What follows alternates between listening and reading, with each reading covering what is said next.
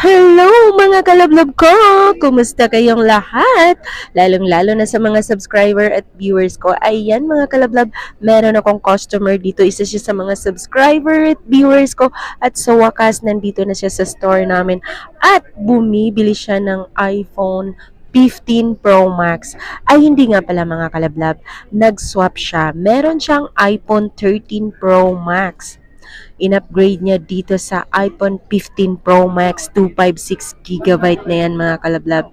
Ito yung phone niya mga kalablab, iPhone 13 Pro Max 128GB factory unlock, color gold dito, and then meron din pang isa mga kalablab kasi dalawa sila, tig-isa sila. Yung isa 13 Pro Max din, makinis din, walang scratch. Ito yung isa mga kalablab ko na color black. Isinwap din niya ito sa iPhone 15 Pro Max. Ang iPhone 15 Pro Max niya mga kalablab ko, ito na yon, brand new, 256GB, naka-NTC approved. And then, meron niyang warranty kay PowerMac. Ang price update nito mga kalablab, mabibili niyo sa halagang 67,500.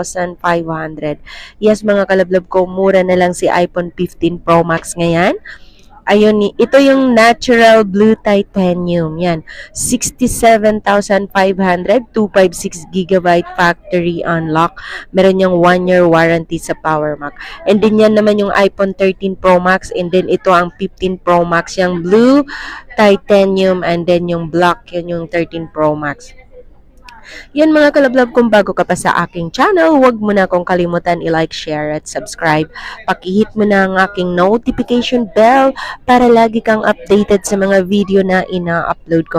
Yan, masaya sila mga kalablab. Sana pumunta kayo na rin dito sa store namin.